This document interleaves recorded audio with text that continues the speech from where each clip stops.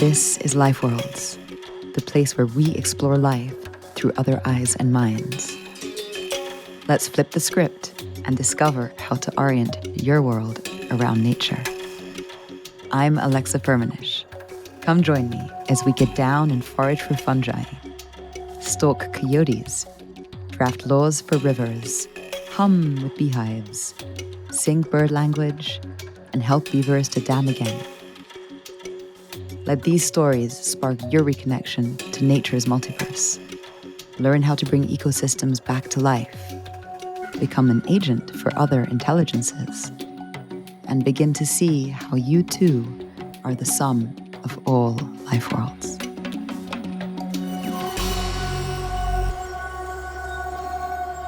Hi, folks.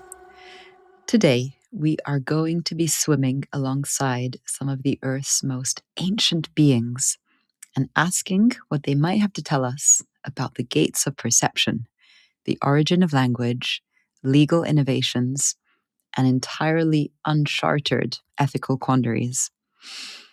One of my favorite philosophers and polymaths, the German scientist Goethe, once said, quote, that every new object clearly seen opens up a new organ of perception in us.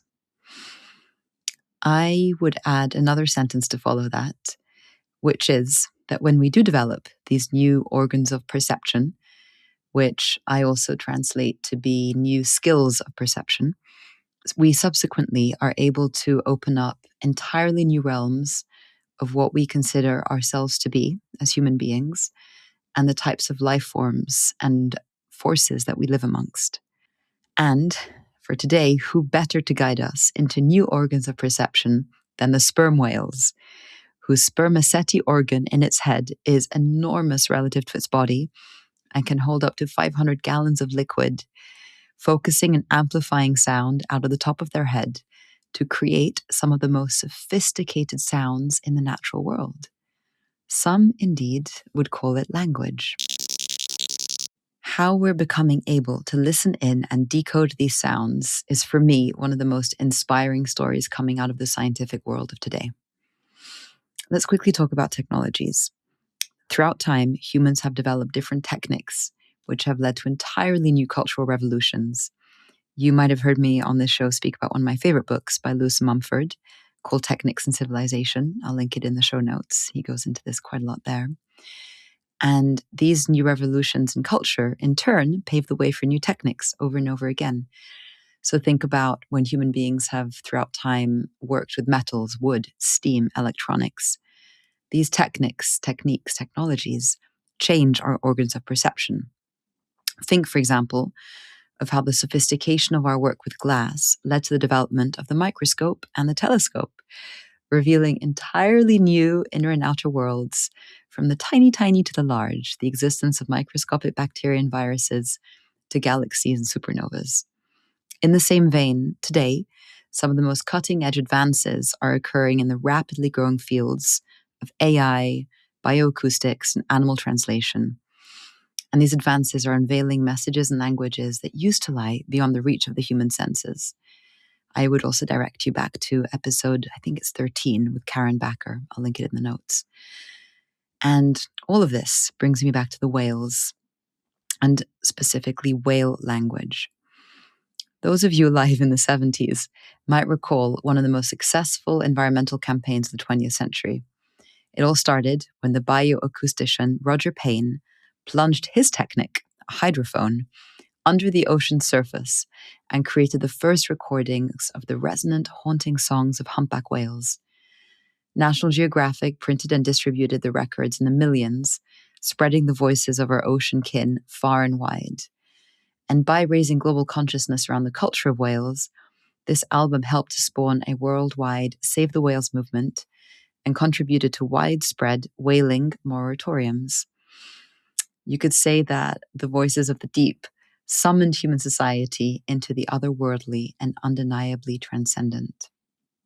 Half a century later today, advances in technologies like neural networks, lightweight and self-organizing sensors, large language models, computer vision, live data streams, and edge computing are all coalescing to create the new Rosetta Stones this time across species. This is utterly unprecedented and fascinating. I see it as a convergence of three intelligences: human, animal, and machine AI. Obviously, humans are animal, but in this case, I think there is something distinct happening. And suddenly, the whales are not only singing, they are also speaking, and we can possibly begin to infer what they might be saying to one another, such as ancestral songs, individual names, tribal codas, possibly intergenerational guidance, or even rituals of courtship. Could this be a case in point of how, when used right, technology can become a tool for connecting with nature rather than one that further distances us from a first-person lived experience of the world? Project CETI, which is a bit tongue-in-cheek for the alien by the same name, but this is the Katashian Translation Initiative, is the leading nonprofit research initiative focused on understanding the communication systems of whales, and specifically of sperm whales. It was founded in 2020 and is led by biologist David Gruber, a marine biologist and professor at the City University of New York, who has assembled quite the team spanning marine biology, linguistics, robotics, cryptography, and natural language processing, including researchers at MIT, Harvard, and Imperial College. They apply machine learning approaches to enormous data sets of sperm whale codas, which are the click patterns that whales use to communicate, to see whether they contain learnable structures resembling a language or a proto-language. They chose to study sperm whales in part because they have the largest brains of any animal on Earth and live in complex, long-term social units, making them a compelling subject for studying non-human communication and cognition. Their groundbreaking research has found that there is indeed a sperm whale phonetic alphabet, and that the coda structure varies depending on the conversational context in which it occurs. And a follow-up study then found that whales modulate the frequency of their clicks, not just the timing, and this revealed patterns analogous to human vowels. Researchers are therefore framing this as evidence that the building blocks of language might be more universal across species than previously believed. And after all, we are related to whales. The animals that birthed our shared lineage crawled out of the ocean 400 million years ago, and about 50 million years ago, the four-legged ancestors of whales crawled back in, likely somewhere near present-day Pakistan. Now, the goal here is not necessarily to translate whale language into English in a literal sense, but to research whether and how meaning exists in their communication. And the ultimate goal could be to reshape how humans think about communication and hence consciousness across species, and to support transformations in legal and political systems relating to whales, oceans, and their rights. And now this is where today's second guest comes in, César Rodríguez-Garavito, who is a rights scholar, lawyer, and law professor who founded the More Than Human Life program at the NYU School of Law.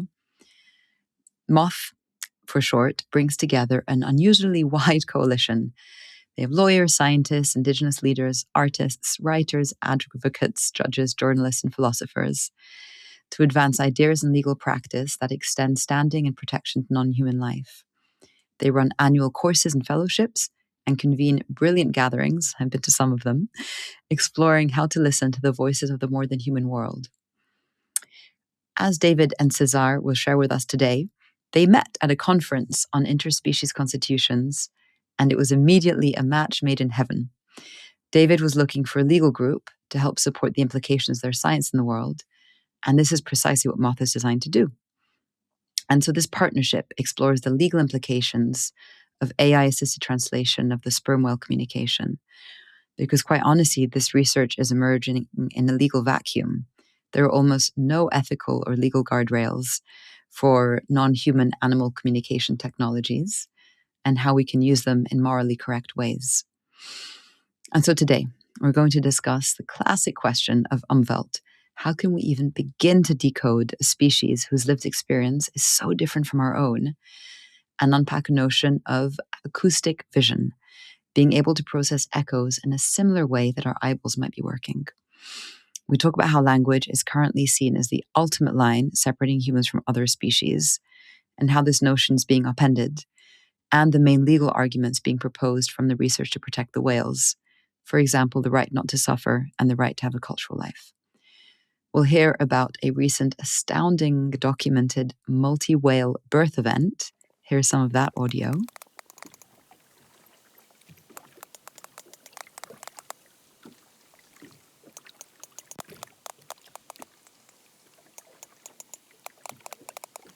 And finally, we'll touch on the ethical guardrails and how this begins to overlap with advances in Earth law and whale legal personhood declarations. Over to the episode. David César, welcome to Life Worlds. This is a special live episode in the attic of a British barn in the countryside. We are sharing physical space. We've been sharing physical time. And you are both sitting huddled up on the couch, sharing a mic, looking like brethren. Wonderful to be here together. Thank you, Alexa. Thanks for inviting us. Yeah, we're honored and pleasure to be here. Such a pleasure. So the arc I was thinking for the conversation is we can start, David, by kind of digging into the science and latest things that's been emerging from your research and the research of all of your scientists at CETI. And then César will bring it over to you and then both of you to talk about the legal implications of animal translation and why this beautiful collaboration has emerged between your cheeky souls and spirits. So David, you've begun really documenting what could be an alphabet with vowel-like sounds, with diphthongs, I'm probably not saying that right, but you'll go into it, that mirror what we could even imagine is mirroring human speech. But considering that sperm whales spend and you mentioned this to me this morning, they spend so much of their time in the dark, right? And in almost deep, deep, deep dark silence. And so when you're thinking about these codas that you're hearing, I can hear birds in the background. That'll be wonderful for the listeners. When you're thinking about translating what you're hearing into something that we can begin to understand, how do you think about the ecological, physical context they find themselves in, such as deep, dark silence or the ocean? I mean, one way to think about it is to think of a baby learning the language from a caregiver is one way of just hearing sounds and beginning to associate and babbling first. And in one sense, we're like a listening project where first we started out just listening and coming with like a history of listening. And so we built Project CETI, which is the Cetacean Translation Initiative, on top of several decades of listening to the sperm whales in Dominica by our lead biologist, Shane Garrow. And he knows the individual whales there quite intimately, each one by many of them have names. And coming into the project had known that there was almost specific accents and dialects among whale clans. Even groups of whales that are living in the same area, their clan is important on which group they're with. So they could be sharing the similar space, but you could tell which clan they're from just on, discrete little changes in their voices. So kind of coming into that project with that knowledge that there is a complexity, almost like a British and Scottish accent among them. And with some of the tools of machine learning, they're really good at finding patterns in multidimensional space. And multidimensional space is a really difficult place for our human brains to think, because we could be like, we live in a three-dimensional world, and then there's 4 dimensions and 5 dimensions, 6 dimensions. And some of the machine learning techniques involve looking for patterns in, almost 300 dimensions. But imagine if you throw lots of data into this, you'll start seeing patterns and shapes emerging. And in the human machine translation space, they had begun to translate among human languages, not even using a kind of Rosetta Stone, but looking at the shapes and the relationality of words in this multidimensional space. And you realize that they could translate almost all the human languages in this regard. So moving into what if these tools that we've designed for humans could be applied to the more than human? And we're so human, and being a scientist, it's interesting. And in areas of science where there is a human interest, like medical science, like there's so much research funding to help us understand. But in the world of marine biology, there's much less compared to like medical science, studying cancer, Alzheimer's. In terms of collecting large data sets, there hadn't been many like really big communication data sets beyond Homo sapien. And part of this project was like, well, what if we had a data set communication on par with humans for whales? What would it look like? I mean, the beautiful part about that is that it forces me and the members of the SETI team to like constantly think about what is it like to be a whale. And okay, so we have eyes and they're monochromats, and but a huge chunk of their brain, especially sperm whales, which is the whales that we're currently focusing on, so much of it is for sound processing. And they're essentially deep sea creatures. Like they're living at the surface and they're communicating and they're talking to each other, and you're using this kind of stereotypical clicks at the surface. Sometimes they'll even put their heads right together and click directly into each other's heads in kind of a bone conduction. And maybe those are some of the most succinct messages. But then they will make a decision and dive and go over a mile into the inky darkness. And then they change from those coda clicks at the surface to deeper, more echolocation clicks, which you could really quickly tell them apart just by looking at the structure and frequency of them. But then they're spending the majority of their day a mile down, and so much of that is still a mystery. And, so I always try to be like, well, I don't have arms, we're clicking, we're sending these sounds out. The sounds, kind of like the eye, how it works, like you're seeing it about 30 frames per second, and they're sending out click, click, click. And what they're doing is they're sending that sound out into the inky darkness, and it's hitting the various objects in that dark three-dimensional space, and it's kind of bouncing off of things. And it's then coming back to their lower jaw, which is connected to their ear. And just kind of imagine doing that for tens of millions of years.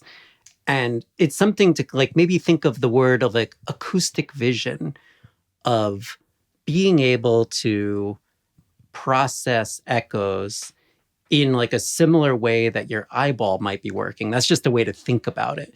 So that's kind of just a big digression of like some of the mental exercises that we go through in this process of trying to kind of translate whale. It's more than just looking at their codas at the surface. We have to think of every modality of their life.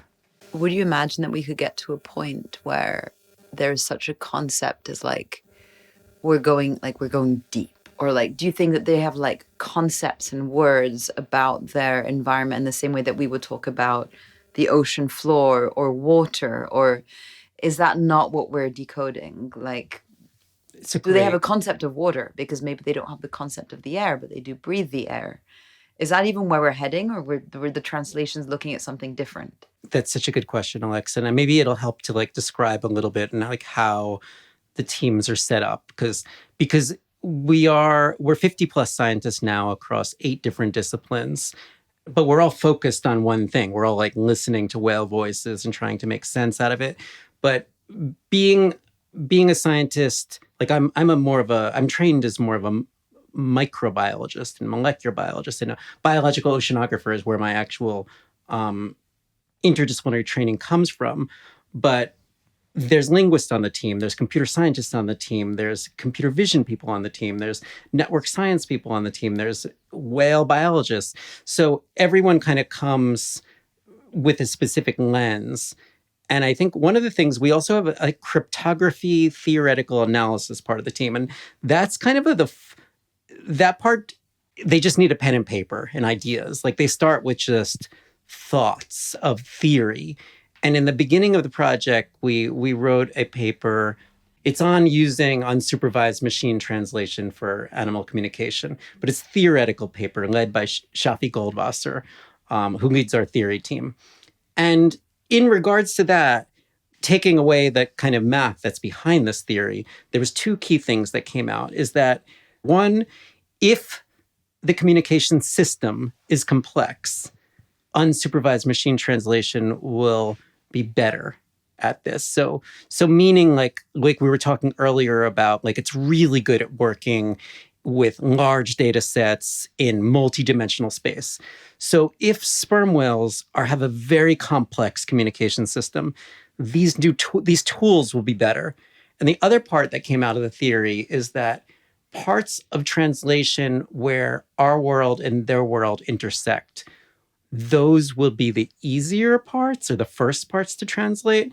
But the parts of our world and their world that don't intersect will be the harder parts. So a question on that, things like family, belonging, hunting, food, I think is where you're seeing some of the first similarities with our language. Is that kind of correct? And I also want to bring César's voice in, just as you're hearing David speaking about this. We'll get to the little part in a second, but just what's coming to your mind as you're hearing a scientist describing the act of translating the inscrutable life world of another being? I'm curious what's coming to you as a layman on the science topic. As a layman, without putting my lawyer's personality aside, it's just a sense of wonder. And I feel, and I've seen this happen over and over when people see David and his team talk about the whales, when they watch some of the videos that they beautifully produced that probably you're going to talk about later, David, or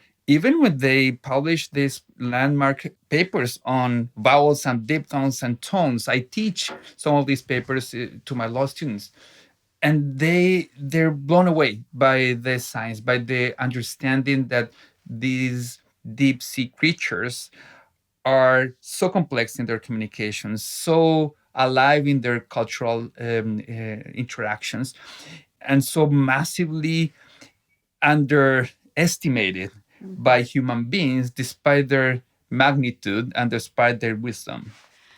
So what does it mean for you two that language is not uniquely human? Like, what does that actually mean and influence? There still is a very strong debate whether we could extend the word language beyond humans. So that's something that's not a settled game. And really it's just humans have to kind of, like, especially experts in linguistics, have to come to the table and say, okay, we've decided it's okay that we're going to extend this definition beyond humans. But it also looks at how you define it. And there's similar debates in consciousness now. I was going to say, it's like, what's life? What's language? What's intelligence? What's sentient? Yeah. If you come up with a definition where it's like, oh, well, only a human could have a language, then of course there's no way the whale can ever jump the bar.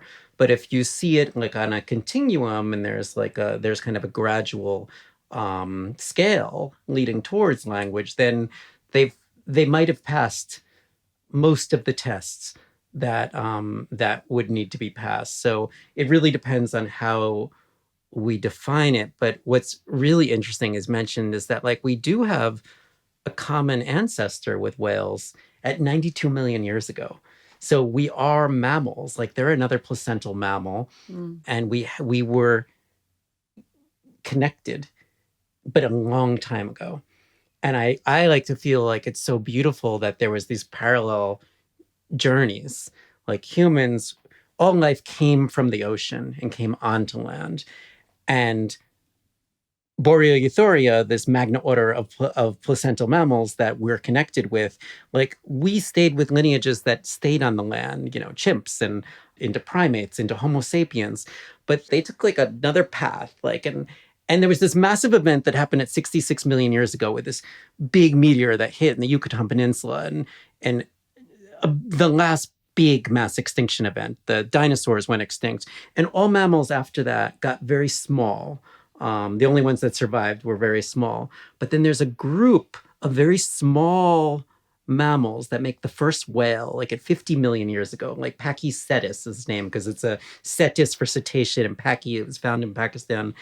And then you move to like slowly the hips detached and they fully committed to going back into the ocean. Like these Pachycetus was like semi-aquatic. It would go out and come back in, and then you move into like fully aquatic, and then without having the gravity of not having to kind of confine themselves to the gravity on land, they got very big. And then we get modern whales like 36 million years ago. But what's really fascinating now is that we're finding that like the phonological elements of how humans speak in terms of vowels and consonants, like the linguists on the team, Gaspar Begas especially, has been able to kind of like bring that linguistic lens to whale voices and how to look at it through timing and various different ways.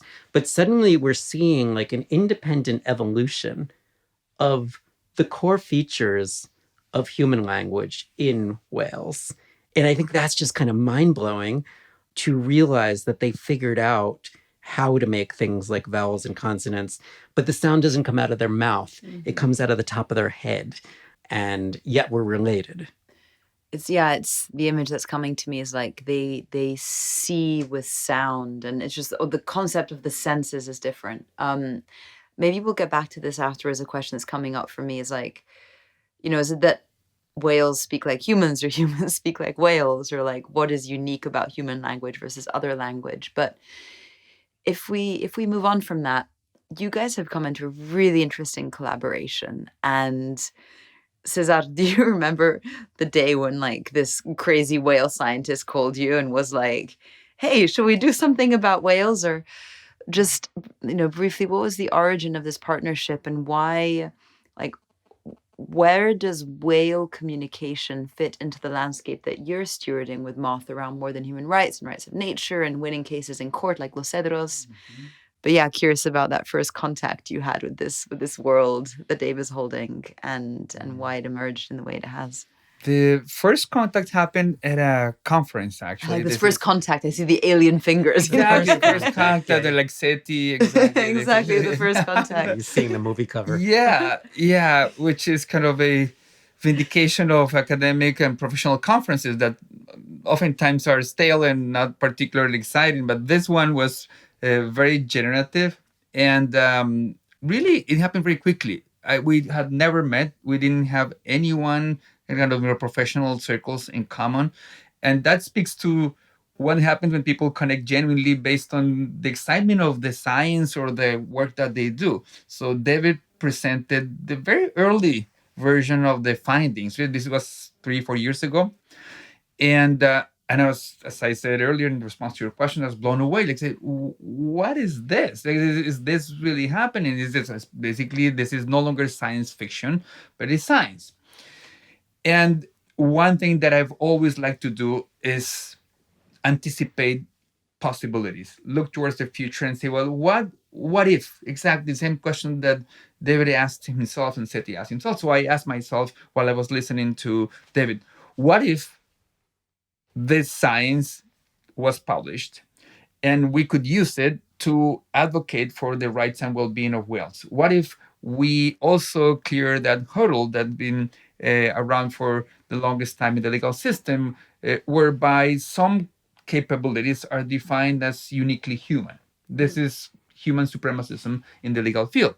And it was first all about sentience, right? Animals are not sentient. And then, of course, 50 years ago, the animal rights movement took care of that. The scientists produced the science that showed that many animals are sentient. But then the bar got raised to intelligence, right? Mm-hmm. So surely the animals and the non-humans are sentient, but not intelligent. Then all of a sudden you start documenting, science starts documenting all the problem-solving capabilities of animals. And then again, the bar gets raised to the level of consciousness. But language is kind of the ultimate. Why? higher, because it's seen as the most distinctive human capability. Language, right? really. And David, did you see that as well? That people think language is distinctly human?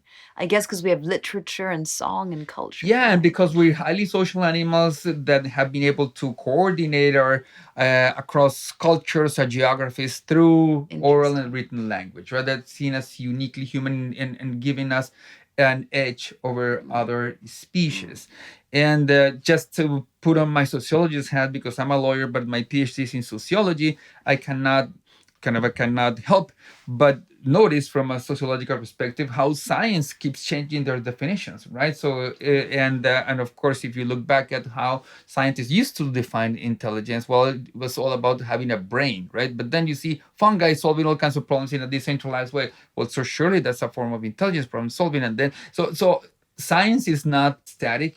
And if one does history of science, as many scholars do, one sees how this changes, and this makes me optimistic. And because I'm not under the constraints of the natural science field, I can say that I can see a world where sooner than later the concept of language will be extended to animals, just like we're having lively conversations about consciousness. I don't see why the intuition that non-scientists have about being able to communicate with dogs and with cats in ways that kind of suggest that there's something there that they have in terms of communicative abilities. That also moth also works in deep collaboration with indigenous peoples of the world. Non-Western science has also shown us that there are ways in which animals have a life in cultures of their own, that they're able to coordinate their actions, and that there's got to be something happening that allows them to have those complex social lives. So as a sociologist, but also as a lawyer, I see the possibilities of that boundary and that frontier being watered down or slowly eroded by science, with new findings that would suggest that animals, or at least some animals, do have languages. But that's a good point. I want to go back to our meeting story, because the meeting story is kind of important, because we're at a meeting, the Berguin Multi-Species Constitution, that brought together a lot of thinkers about this project. And I think I had been, well, first, you just mentioned that you have a PhD in sociology. So that already tells me how you're a lawyer, but you're also a sociologist. Like, César really likes to kind of like look at, the underworkings of things, and even the sociology of the scientific communities. And before this, I actually used to be a journalist. And we were kind of, I think it's like just two very curious people. But a piece that César didn't know going into this is that I was really looking for some legal aspect to CETI's work. And I was kind of searching, because the metrics for Project CETI of like translating whale communication, like some people understand it and they're like, oh, if you could translate this will really change everything. And other people are like, how do you raise money for that? Or what's your ROI? And I was thinking, well, one really definable ROI would be if this work could transform policy. But in looking in the legal arena, there was only like perhaps animal welfare. Like there was animal law clinics, but you were one of the only legal scholars that I'd come across at this time that was open and really excited and ready, brave to kind of like take this further. And I think, so in one sense, it really started with a conversation of, we're doing some science that's opening up questions and possibilities. And César also comes from, comes from sociology and for human rights and climate law. So I think it was like we've been working for so long together that he introduces me better than I like can. A married couple. Yeah, we're a married couple. But more, I think more the idea that like, how does he like his breakfast? He usually takes one toast and then he never only puts never instant coffee. Never instant. Oh yeah, he's very, very particular about his coffee. But I think the idea of pushing the envelope in pushing it from interdisciplinary angles. So I think in law, it's not that common for lawyers to work with and in that fungi conference, specialists. David had like 15 minutes. I had 2 minutes in that conference because I had just started MOTH, More Than Human Life. Back then, it was called More Than Human Rights Program. But literally, we'd been around for 6 months or so. I got invited to this conference because I was already working with some interesting scientists like Merlin Sheldrake, and I had started to make up some noise on the possibility of rights of nature being a way to channel that science or those scientific discoveries into the legal field. Got invited to this. I had 2 minutes, and I think that I presented the idea behind MOTH. And I think David liked what he heard. And I also recognized the boldness and the willingness to cross boundaries. I love that expression, boundary crossing, and the ability to also shape shift, which I think the both of our collectives have, to adapt to new opportunities, to new findings, and try to find ways to quickly bring scientific findings or legal arguments to bear on legal practice. We want to see action for the protection of whales, for the protection of the oceans around the world, and that spirit of impact also brought us together.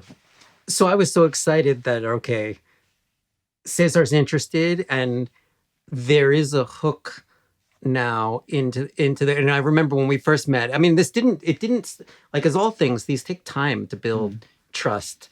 We met in New York. We'd have conversations where we'd think up all the possibilities, and then I would send these very detailed emails to him of like, okay, here's the 10 things we talked about, and here's and I thought I was being organized, but now I learned that they were that maybe they were being seen as OCD. But in terms of like trying to feel where would we collaborate for the first time, what would we do? What would a paper look like? What would a collaboration look like? Was, it kind of took us some time to find it. And I, like you were describing today, what was that word used today about the future? Yeah, how we were described as MOTH. Recently, someone with deep experience in foresight analysis said that he thought that MOTH was living the future, but presenting it as if it was the present, right? So we saw the possibility and started writing an academic article with our colleagues Ashley Nemeth and Kasper Begus, which prefigured the future, assuming that, even without assuming that CETI or other collectives would be able to decode quote-unquote animal communication, just with the existing groundbreaking findings about the vowels and diphthongs and the tongues, that the structure and the complexity of sperm whale communication. Our argument, and I stand behind this fully, is that the law needs to change. Biodiversity law, marine protection law, human rights and animal rights law need to be updated in light of the findings that show us that, for example, whales are suffering deeply from the incessant ship noise and the traffic in offshore oil drilling and plans for deep sea mining, that those are forms of torture that violate fundamental rights. How does the, let's say, proof or research on animal language, what are the implications for law? Like, how can the legal system use that on behalf of the animals? So you alluded to one thing, which is, it sounds like we are able to tell when they suffer and what causes them to suffer. That's one example. It'd be interesting to know more, but what are those use cases in law for this kind of research? Yeah, absolutely. So one use case is precisely that, which is something that we're working on very actively to try to deploy these arguments in other jurisdictions in the future, is consisting in showing that the vocalizations and the communication among whales is disrupted by anthropogenic noise. Right? If they cannot communicate, they need to alter their vocalizations, and you can explain this much more eloquently and precisely than I can, David. That would be evidence that you can take to court or to parliaments to show that there needs to be regulation. Why would the disruption of language be suffering? Yeah. You know what I mean? Yes, exactly. Because how do we know they suffer? This is coupled with the fact that this well-established science that show that sperm whales and other whales are highly auditory animals. They depend their lives, their physical and social well-being depend on being able to hear each other, right? It is, we're highly visual. Imagine that someone flashed kind of a bright light into our straight into our eyes. That would be a form of torture, and it has been declared a form of torture in many legal cases around the world. So because they don't smell and they don't see that exactly well, right? So sound for them a is sound for really, them is fundamental. yeah. So in leading up to this, a lot of the early, if you would want to show that the sound is impacting a whale, how would you do that? And a lot of times they'll be mapping or using sonar, and the whales will come screaming up with bloody eardrums. I know. And then you could say, wow, the sound is negatively, and in some instances of the law, you actually need this kinds of scientific proof. But what if there's other ways of determining that the sound, or what if we're able to ask the whale at what level of sound, these are kinds of like these future, but in one sense you could also look at this from a theory side. Like if you're looking at it, there's things you'd look at. So there's one called the Lombard effect, where as it gets louder and louder, I'll start speaking louder and louder, and I'll be like, Alexa. As the noise of the room gets louder, my voice will go up. I'll become screaming at you. Or I could look at other things of like fault tolerance, which would be like, as it gets noisier, I'll start to say the same message over and over again to make sure you're getting the message. And I'll start talking more simple. Instead of having a very complicated or beautiful conversation like this, I'll just be like, should we go now? And I'll just want to get a message. Should we go now? That message over to kind of transmit that we want to leave the room. So there are kind of theoretical ways of looking at it, but as we're looking at it now, we're even getting to the level of seeing signatures in the whale voices, even when a ship's around. So we're beginning to kind of like, by César pointing this out and understanding where in the law the science could be powerful, and where there's places in the law for there is an understanding, and if there was a better understanding that it could be used for legal actions, it kind of helps us fill in some of the holes, and I think that's been a really beautiful part of the collaboration. That's very helpful, David, those examples. So César, would you say it's like the main legal argument for this kind of science and research is the rights of creatures and beings not to suffer? That's the main legal That's angle. one. That's I come, as you know, to animal rights and to rights of nature work from a human rights angle. So I have a strategist point of view. I know that progress is made incrementally, that in the human rights field, many humans have been denied rights historically. The work of activists has been to slowly but surely expand the circle of moral and legal protection, right? So women didn't have many rights just 50 years ago and continue not to have the full spectrum of rights in some countries. Likewise, racial minorities, indigenous peoples, and so on. So that work continues to this day. So what I want to do in the legal field is start with the core rights, the ones that seem to be more flagrant violations of fundamental principles and values, and then work from there and eventually, but not too far into the future, make arguments like the other argument that we make in the paper that we co-published on the implications for the legal field of CETI's research.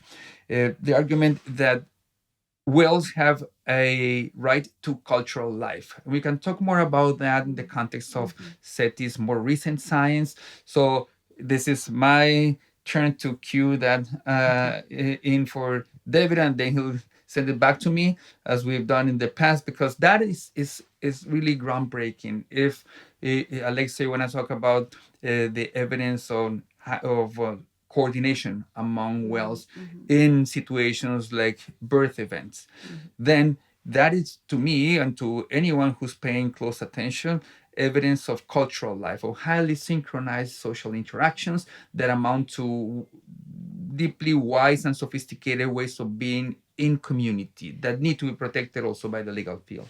Yeah, this is one of the most beautiful videos I've ever seen, and we'll queue it up. I'll put it in the show notes so people can watch it. And then after this, I'd love to get to the ethical implications of this work, because you guys recently published such a fascinating paper.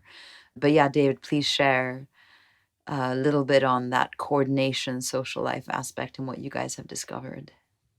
Yeah. Well, thanks for queuing that up. And this is a long paper. I enjoy. This is the first legal article that two members of the SETI team, me and Gasper Vegas, are co-authors with César and Ashley Nemeth. And it's a long article. It's published in Ecology and Law Quarterly, but it really is like, I don't know how many 100 citations or plus in it. Lists all the areas of where there is culture in Wales, like babysitting, and all the interesting, like multi-generational cultural dynamics. And we also covered not only Wales, especially from the even from the primate field, but this is kind of looking for analogs of where there's like deep, rich culture in the more than human world, and kind of laying it out in a legal way where they're looking at existing laws and in different cases and where this work was in service. But so SETI is a nonprofit organization, and we formed in 2020 in the process of like listening. So in one sense, it's a deep listening project, and we work in Dominica where we're recording the whales. We have a field team now of about 10 folks, 10 researchers and 3 boats, and we're out on the water every day recording whales and doing it in a very methodical way where we're taking pictures of their flukes so we know which individual whale it is, and collecting all this added contextual data. And we're slowly making progress, but there's like some moments, I think, as a marine biologist that you just can't predict. And it's happened to me, in 3 decades now as a marine biologist. There was maybe 1 or 2 other events that even come close to this, because it's a lot of the times you're out in the water and you could go several weeks without. Sometimes the whales go away and there'll just be no whales for weeks at a time. And one day we're out on the water and we start in the morning and we're listening, and we could hear that. It's always nice in the early part of the morning when we hear whales, because we know they're there and we know it's just a matter of time before we're with them, and we hear them. And but it was faint clicks, and I remember Shane Garrow was with us and they were right beneath us, so we stop our boat there and we could say they're right under us. And then all of a sudden, 11 whales surface literally right next to the boat. And they're in this kind of marquee formation where they're all pointing inward. And this was highly unusual. And earlier this morning, we had seen some pilot whales and we weren't sure what was happening. And it looked defensive. It didn't look like this is a normal. And sometimes we would put tags on the whale or listening devices. But today we're like, let's just watch. And we put drones up in the air to record, and we put our microphones in to start listening. And we're with the whales for several hours. And then all of a sudden there's this thrashing in the water about maybe 100 meters away. And they really pick up their activity. And then I think we all saw at the same time this huge red blood in the center of this. And at one moment, we thought there was some kind of attack or a shark attack or something that was occurring, especially to these whales that Shane knows really well. And then we just see this little head pop up amongst it. And we just realized we weren't watching a shark attack. We were witnessing a birth. And at this time, we weren't expecting this. We weren't ready. So we're recording and we're putting the drones up in the air, but the batteries are running out, and we're putting the batteries in the fridge to cool them down so we could continue collecting data. And this went on for 6 hours.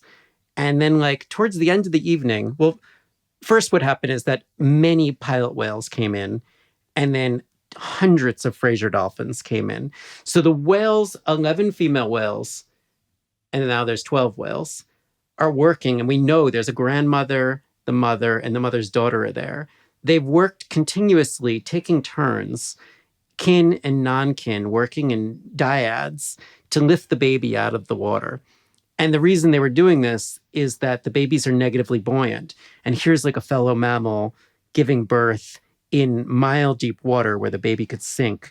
So this collective care and working across kinship lines that, like, by the end of 6 hours, we were just emotionally exhausted. And at one point, the whales actually carried the baby right in front of the boat, like, directly in front of it.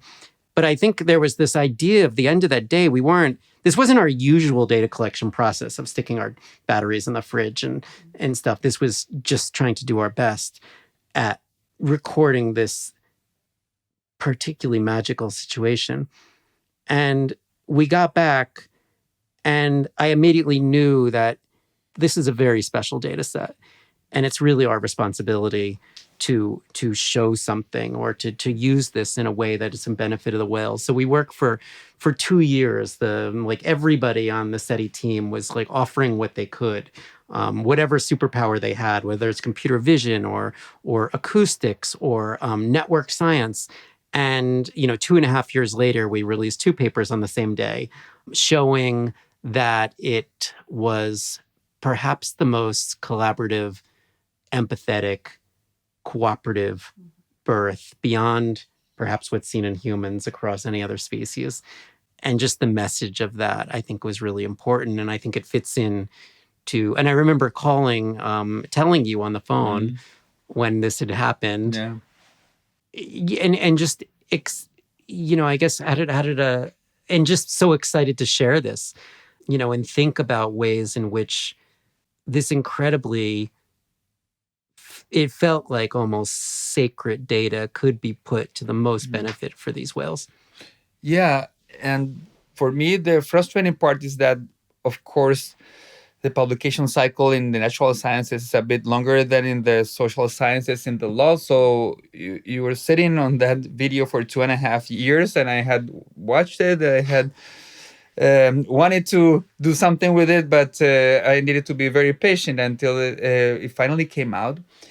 But even before it came out, we used the evidence, or knowing that there was evidence of a highly collaborative birth event that had never been recorded systematically by science, and that showed 2 things. One is corroboration of the fact that social interactions and social coordination in this species is highly sophisticated. And the second point, which is equally important, is that by individuals taking turns in a very synchronized way, well, they were essentially playing social roles.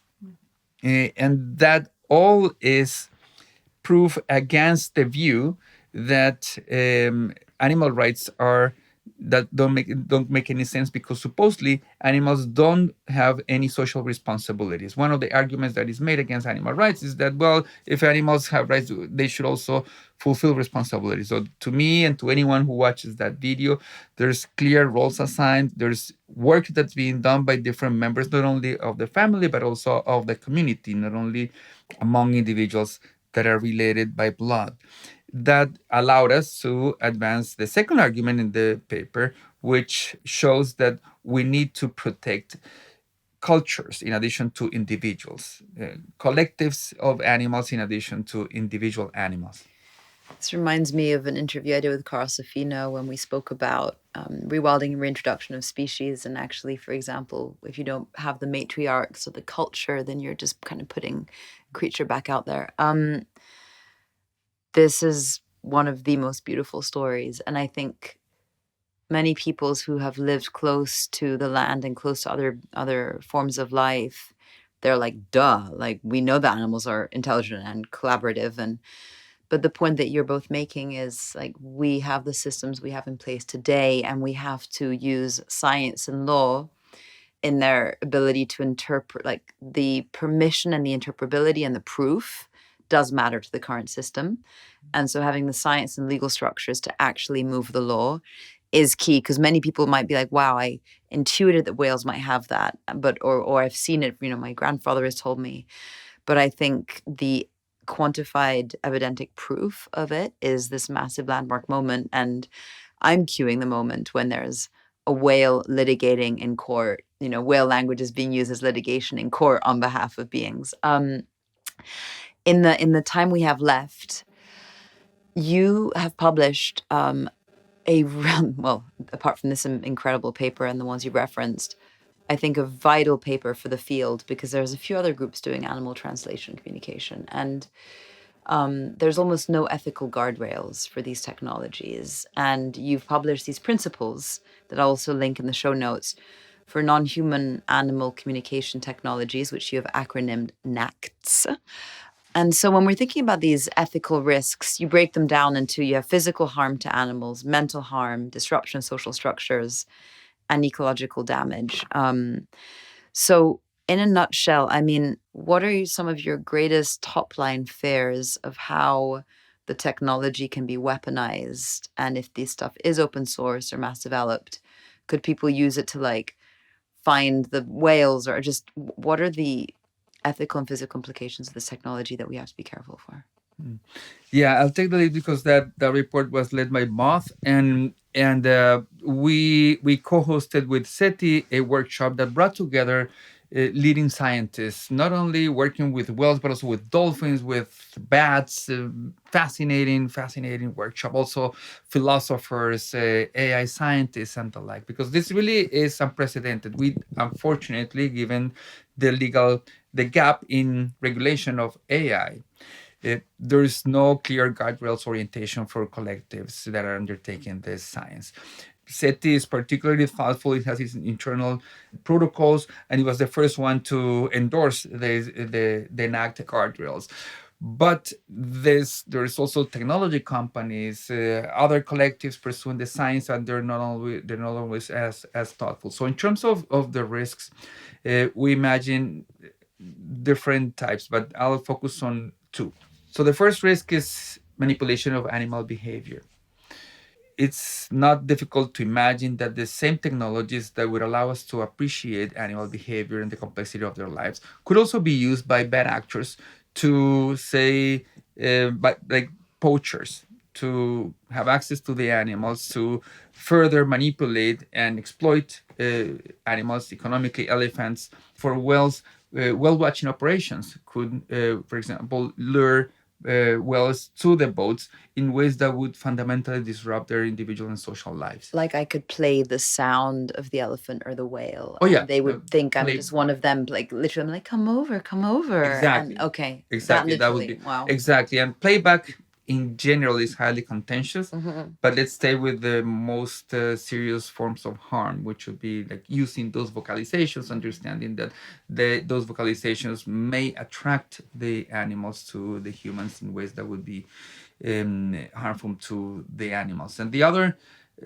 type of risk that I would highlight at the outset is the deep disruption of animal lives in the context of conducting the research itself, right? So these can be highly invasive techniques, right? CETI, for example, has made a point not to draw blood from the whales, but other collectives or other scientists may find it expeditious to be more invasive and to tag the animals more violently and to do basically 24/7 surveillance on the animals. That is a matter of concern to us, and something that we would not allow human beings to do to other human beings. Although sadly, we're giving our data to digital companies, and digital companies are basically also exercising some types of surveillance on us. But to keep it simple, that level of surveillance of animals should also be a matter of concern to both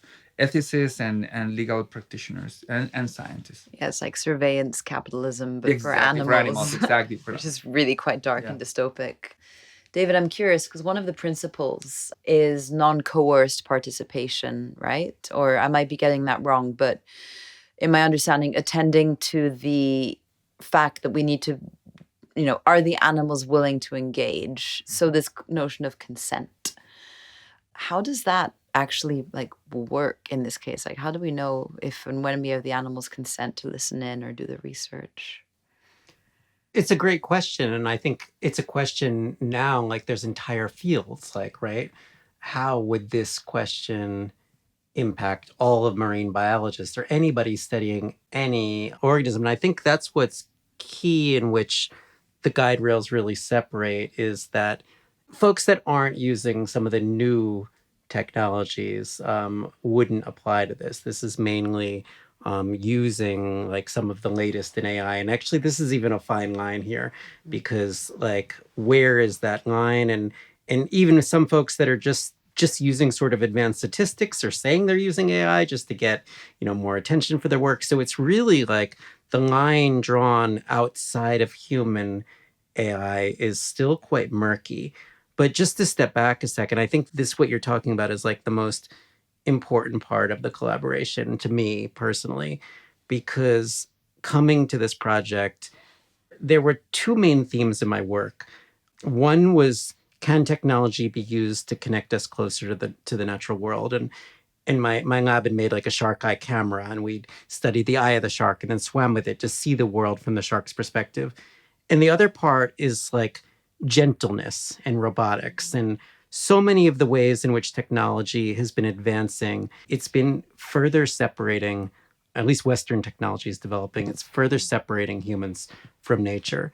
So I work with many artists, especially being based in New York City, and the kind of idea of the discourse that the science is creating is very important. So can we get closer to the animals through technology, and can we be as gentle as possible? And we design the most gentle robot in the world now that could like touch a jellyfish with 1/10 of the pressure of your eyelid touching the eyeball. But with this project, this field is, as we all see, we started the idea in 2018, and Project CETI started in 2020. And now here we are in 2026, and we're hitting a point where even with like emergency room doctors, some of the new language models are getting better than humans. Like they're surpassing us and making decisions. And it's kind of, it's going to be a lot of shift. And a lot of this is like, what's the intention of the science? And what's the intention forward? And with us, especially coming from marine biology community, like Shane had been being with these whales for decades, giving them so much listening care, and so many other researchers that I know. There's, in any field you look at, there's like a similar personality of someone who has spent several decades just listening and being the kind of world human expert in that specific animal. And I think ultimately it's because we care so much about these animals, and we come from a history of caring for the animals. And what we started to see in the field is all these kinds of folks that never worked with animals before, but have newfound wealth from tech companies being sold or other things, think that they could kind of drop in and start making advances. And they kind of come in with the same ethics of move fast and break things, and just quickly taking a bird and putting it in a cage and doing generative AI with it, not knowing what to expect, and almost using shock value. And this idea of like apologizing, doing it quickly and first, and then apologizing and be like, oh, that animal didn't act good, and we called out to that animal, and they did a playback study with a whale, and it charged the boat. And we felt like this is so dangerous for a field where this new technology could bring us closer. If this is led by folks that really don't have expertise in animals, and they're doing it for shock value, and they're doing it for acclaim, and not even publishing according to the peer review of science, like as in any profession, even like in vitro fertilization or with nuclear, sometimes it's how the field starts. And if it starts in the right direction, even with CRISPR technology, you could kind of set up the guide rails and it could move in a kind of beautiful space. And we got really worried at Project CETI that this could move in a direction that wouldn't have the best interest of the animals at harm. And this is an emerging technology. And it's being described as like a possible new telescope or microscope. So there's barely any rules and regulations on humans. And a lot of the tech companies now are trying to design their own rules. But there's even less now in this emerging field. So I feel like even having these as the first guide rails and and the moth group, being willing to kind of like convene the field and put out this first document. It's not perfect yet. Yeah, and it's not definitive. This is going to be iterative because the science is also changing, evolving constantly. And it's a new field. So we put it out there for after speaking to experts from many different fields in many different geographies and drawing from many different fields of practice, because this is an exercise in legal creativity. There's nothing quite like it. There's nothing quite like this type of science. So we had to, for example, take the principle that you just mentioned, the best interest of the animal, from the field of children's rights, because that's how we human beings have protected those with whom we have relationships of subordination, right? So children are less powerful than adults, and we treat them in a specific way, trying to protect them from the more powerful members of a human community. So it's out there as the first one of its kind. We've been happy to see the enthusiasm of some actors in the field, the receptivity of some scientific collectives, but this needs to continue to evolve because the science is moving forward quickly and the risks are still quite serious. I love the idea of the iterations of the frameworks. In the interests of slowly closing the conversation of time, I will recommend everyone to look at it and to input. There's a lot we can get into in this topic. And I think that everyone has very valid concerns, and yourselves included. It has been a massive contribution to the field. Maybe just a last closing question for both of you.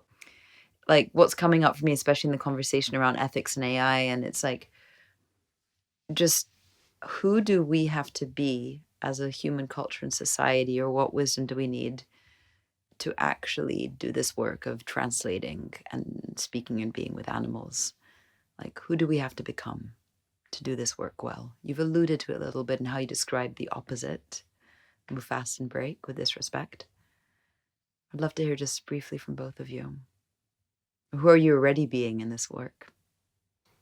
I mean, that's why we like to call this project the listening exercise. It's like, in past, there's been ways where we would try to get other animals to like play piano with us or do sign language. But this is really about almost being invisible and listening as deeply as we can and kind of slowly seeing the complexity and beauty. But I think what's another part of the collaboration is bringing in partnerships with Hamana Halo and indigenous perspectives that already have deep connections to whales, and what César and Moth are so beautiful at doing is forming these interconnected webs and seeing how this work could be in service to groups that have already had deep connections to whales. And maybe you could talk about the whale declaration. Mm-hmm. Yeah, perhaps this is a good way to close the conversation because it points to values and to principles. And Moth, as David just said, is keen to bring together indigenous and Western forms of knowing and doing. And luckily, in the field of whale protection, we have perhaps one of the most fascinating, eloquent, and sophisticated pieces of legal craftsmanship that we have anywhere in the world for the protection of animals. It's called Fe Whakaputanga Moana, the Whale Legal Personhood Declaration, created and signed by traditional authorities of Pacific Island nations, including New Zealand. I invite the listeners to take a look at it. It's available now for everyone to read. The website is thewhaledeclaration.org. And if you look at the first section of the declaration, it's all about values, which goes to your question, Alexa, about who we want to be, who we want to be. Sometimes it's all about remember who you used to be. And that means being aware that there are limits to what we can know, limits to what we can do. Mm-hmm. Being aware that we are in relationship with other subjects, non-human subjects, that whales and animals are subjects, not objects for us to exploit, to appropriate. And that also that there are intergenerational responsibilities, that we are individuals that are part of generations and that they need to be aware of the rights and responsibilities of future generations. That gives us a long-term horizon that should lead us to be cautious and thoughtful and good listeners, as David said. Oh, I feel like these are life principles for, in general, all of humanity. I so deeply commend you both for this just life-giving, world-giving work and research that you're doing on behalf of so many beings. And it's also, we need narratives that are inspiring and just sort of, shattering our perspectives and bring a non-trite kind of hope to the world. And I think things like this are exactly on that bleeding edge of like innovation and intelligence and science and narrative. And yeah, it's just really inspiring to be here with you both. So thank you. Thank so you, much. Alexa. Thank you. In my opinion, the possibility that society at large can begin to understand the sophistication and depth of whale communication could really lead to a new watershed moment about the intelligences and consciousness of the living world. And possibly, hopefully, a new 1970s-like mass-scale movement for ocean care and protection. I am so excited to see where this research goes on multiple levels. And I really do think that there is an arrogance in saying that humans are the only species with something called language. For me, it takes only listening to songbirds communicating or these kinds of whale songs to say that, of course, other species have language. And we are animals, so why should we be the ones who only have language? And as César says, these creatures are so complex, so alive in their cultural interactions, and so underestimated by human beings. I'm also still left wondering about the life world's question of whether whales have concepts of things like water, depth, oceans. How could we really know what they are saying if their entire worldview, or not even worldview, just lived experience might be so different from our own? And another open point for me is around the question of consent. I really admire CETI's approach to be invisible and listening as deeply as they can, which is so contrasted with older ways that we were trying to listen into animals, such as teaching them to play piano or sign language. And that was asking the animal to come towards human modes of communication rather than the reverse. But I think we still do have to answer the question of what non-coercive participation looks like, even for a wild sperm whale. And finally, are we really ready to listen to what whales have to say? For example, if they want to say something like, bugger off, go away, leave us alone. And who do we have to be in order to actually listen to whales properly?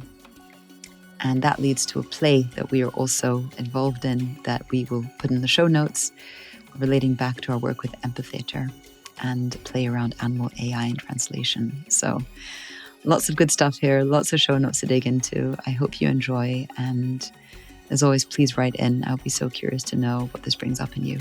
Have a wonderful day.